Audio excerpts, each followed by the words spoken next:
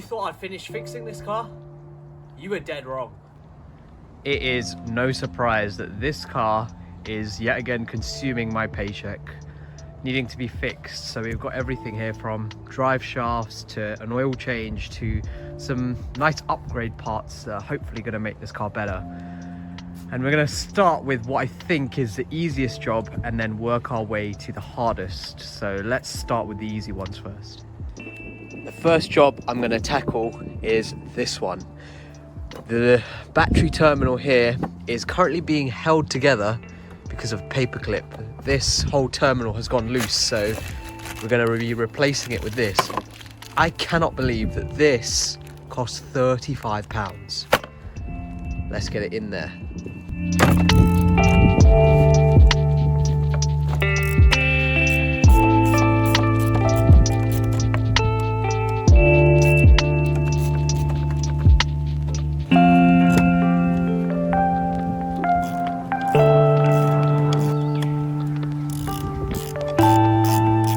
Now that the easy job has been done, it's time to turn our attention to this over here. Now, in a previous video, one of you in the comments actually told me that my coolant expansion tank is essentially letting coolant out, and you can kind of see it here a little bit again. This is all coolant, and it's basically causing me to have to top up coolant every so often. So we're gonna take this off, which means going under the car and actually draining all the coolant out. I'm not gonna do a whole flush today because quite frankly I can't be asked, but we're gonna have to change this because for a while I did think I had head gasket issues because I kept losing coolant, which is not good. Of course, I have to drive my car onto bricks before I can even start jacking it up because lowered.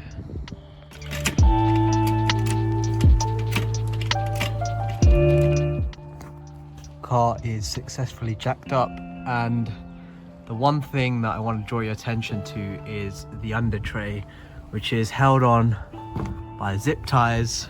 Half the bolts are missing and these are not the OEM bolts, so we're gonna have to sort that out at a later date. You can see all the zip ties there and my lovely zip tie work around the lower control arm here to make sure this doesn't fall off.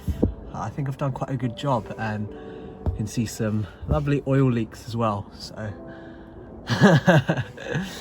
it's not great. You will be able to see quite a bad leak coming there from the drive shaft. Now, what I'm hoping is the case is that we had a little bit of difficulty putting it in, if you've watched my previous video on this drive shaft, and it was leaking when I tested it first and I had to refit it. So I'm hoping that this leak is just from there and not actually a persistent leak that I've had once I've fixed the problem, which would not be good. So I'm going to clean this up and we're going to hope that it was historic and not new leak wise. Now, while we're on the subject of leaks, it's pretty obvious that there is some kind of oil leak going on, and that is apparent because I do have to top up the oil quite frequently on this car, and I think it's coming from this guy over here, which is the oil filter housing. They are known to kind of let go a little bit, and I don't think this one has ever been changed in nearly 20 years. So at some point I am going to have to change that, which is not going to be a fun job. It's not a today problem, it's a problem for future me because I've got plenty of other stuff to do, so let's do that first. Now that we've seen where all the leaks are on this car, we're gonna actually do the coolant. So need to undo that and then drain the coolant out of there, and then drain the coolant out of the block from this oil cooler, which will kind of give you an idea of what we're about to do next. Right, I am going to accept defeat on trying to get this plug out. You'll see I've absolutely mangled it. There's just no space to get any tools in there. I've tried screwdrivers, pliers, everything. I'm gonna have to now order a new one of them. The annoying thing is I can't actually get it off, so we're not going to be able to do a coolant flush today. It's going to be another day's job. I'm really annoyed by that. I mean, I even thought about cutting this section off, and then you can kind of get, you know, something from in there, a lot better leverage, because you're coming in at an angle to try and get this off, which is just impossible. We're going to move on and undo these pipes here, and get the coolant out of there, and then just do the next job, which is going to be an oil change and to actually upgrade this oil cooler.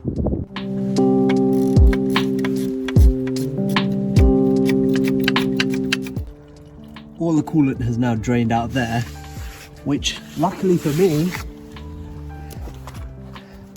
has actually drained this. We're going to take this off now. Already made a start by getting these little clips off, but we're going to pull it out now. You can quite clearly see that this has had it. It's all faded. There's a lot of like gunk in the bottom of it, so that is going straight in the bin. I'm going to replace it with a nice shiny new one, and hopefully this cap won't leak and we won't be losing coolant all the time.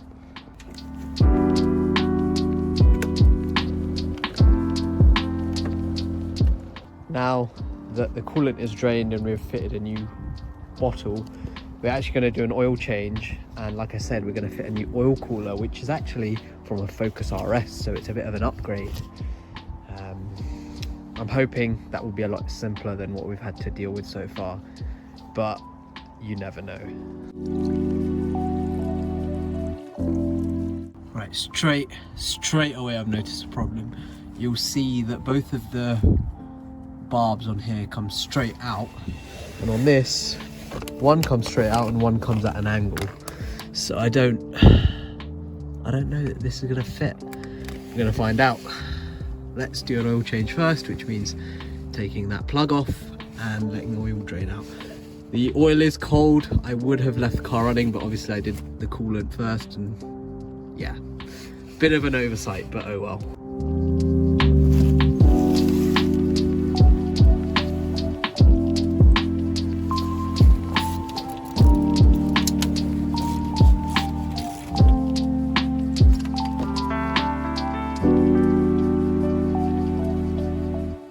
Old oil cooler on the right, new one on the left. You can see that the Focus RS one is pretty much twice the height of the old one. Like I said, I'm a bit worried that this faces a different direction to what this did, but we'll find out if it fits or not. And if I have to install the old one on again, I've kind of just wasted my time, but we'll see. Right, apologies if it's all blurry, but I've got oil on the lens and I can't be asked to clean it off. But you can quite clearly see that this Focus RS oil cooler is not going to fit. I was told it would, but apparently it doesn't. This coolant line will go on there fine. This one is at the complete wrong angle there. There must be a difference between the P1 Volvos and the Focus ST, because it is a direct fit on the Focus ST, and I assumed it would be a direct fit on the P1 Volvo, the V50 as well, but quite clearly not. So we're going to admit defeat on this. I'm going to be reinstalling this old one, which I've kind of screwed up a little bit. You'll be able to see on there, maybe not on the other side, when I've had a screwdriver on it, but it should be all right. It should hold coolant. We're going to stick this back on the car and move on. Right, we are running out of daylight here. We've got the filter to fit, and then I'll fill the liquids all in tomorrow, but let's get this done and then we'll call it a day for now.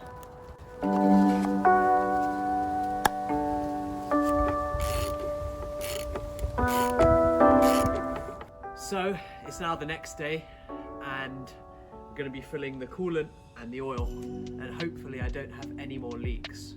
Well, I know I have an oil leak, but any additional leaks, I hope I don't have any.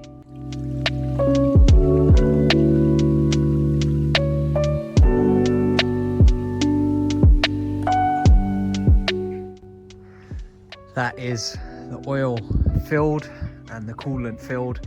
Now I need to turn the car on and bleed it through the system just to It shouldn't really make a difference because I've not really flushed it, but we're going to do it anyway just to get it all circulating around the system. So that's what I'm going to do now. Hopefully there's no leaks, so this is a good chance to see if I've done everything tight as well. Coolant is looking nice and pink, so that's good. And if we come in here, I'm starting to get warm air coming through, and from what I can see down here, no leaks, no puddles on the ground. I think we've done a good job for once. Now is the job I'm really not looking forward to, this drive shaft, which we will come to, and I'm hoping it's not too bad. I'm really hoping it's not too bad.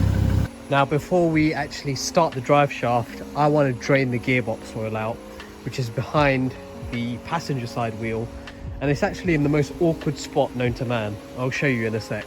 We are in a bit of a tough situation. You can see that bolt over there is the drain plug, or the fuel plug rather, and it's behind the subframe, which means I cannot get any tools in there or any sockets or anything. So we're gonna have to figure out a way to get that loose, because if I drain the oil out and then I can't get the fuel plug undone, I'm stuffed. So we need to see what we're going to do there first. So that fuel plug is now loose. What we had to do was actually remove this 15mm bolt there, which is the lower engine mount, rock the engine forward, and then there's enough space up here to kind of get an extension with a 24mm on it, and then we can loosen it off. Now that that's loose, I can actually take this drain plug off and drain the gearbox oil. It looks like it's never ever been changed. It is absolutely filthy, so I'm glad I'm doing this.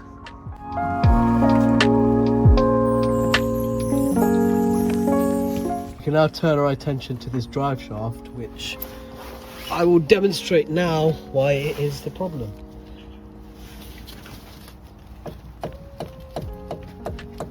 You can quite clearly hear that clicking sound, so it needs to be replaced.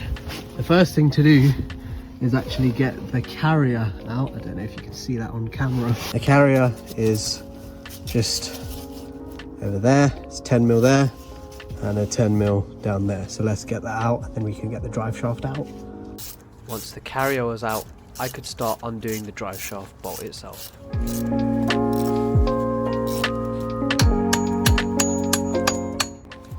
That was kind of a nightmare, because that lovely ball joint down there, obviously it was seized. Spent ages trying to get at it with a hammer, but it's out now, which means that hopefully our drive shaft should come out in theory. It never actually does it?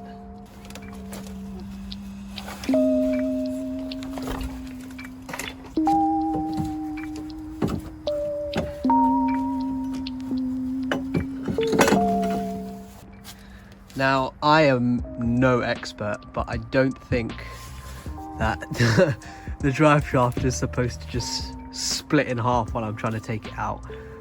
I'm really actually very glad that I'm replacing this, so let's get the new one in. Getting the new drive shaft in wasn't easy, but with a bit of struggling, I managed to do it on my own. That drive shaft is now in. That carrier there, which I took off, this one there, now lines up, so I'm going to stick that in, put this through there, and then we should be good to go. Oh, I'm excited. I'm very excited. Oh, also we need to reconnect this lower arm into that ball joint thing there, so let's do all of that and I'll catch up with you guys in a sec. Right, everything on this side is now tight. I still do need to torque up that bolt there, which I'll do once the car's on the ground, but for now we're going to focus on filling that gearbox back up, which should be fun. I absolutely hate using this. It is disgusting to use, but it's the only thing I have to fill the gearbox up, so it's got what we're going to use. Let's do that. This took ages, but finally all the gearbox oil is in the gearbox, so we're done. So I've just taken this car for its first drive since we've changed everything. and that drive shaft wobble has now gone. I'm so happy that there's no more vibration or wobbling or knocking, and this car is actually so much better to drive now. There are still things to fix on this car, which we will now address in the next video, and I also will be hopefully giving this car a little bit more power. So if you want to see that, make sure you're subscribed, and I'll catch you guys in the next video. Cheers.